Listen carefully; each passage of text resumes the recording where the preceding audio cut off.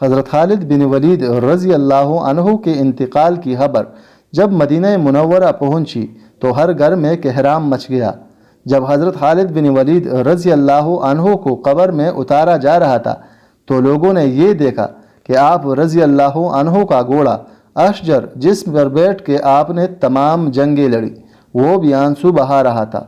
حضرت خالد بن ولید رضی اللہ عنہ کے ترکے میں صرف ہتھیار، تلواریں، خنجر اور نیزے تھے۔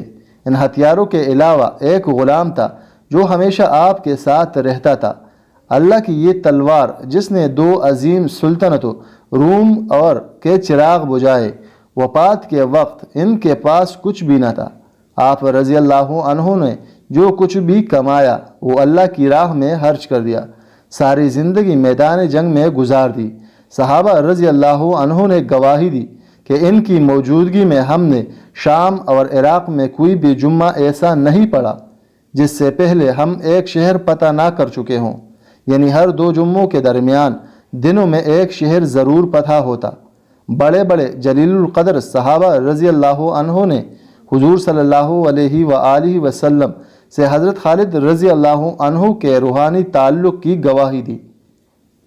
خالد بن ولید رضی اللہ عنہ کا پیغام مسلم امت کے نام: موت لکھی نہ ہو تو موت خود زندگی کی حفاظت کرتی ہے، جب موت مقدر ہو تو زندگی دوڑتی ہوئی موت سے لپٹ جاتی ہے۔ زندگی سے زیادہ کوئی نہیں جی سکتا اور موت سے پہلے کوئی مر نہیں سکتا۔ دنیا کے بزدل کو میرا یہ پیغام پہنچا دو کہ اگر میدان جہاد میں موت لکھی ہوتی تو اس خالد بن ولید رضی اللہ عنہ کو موت بستر پر نہ آتی۔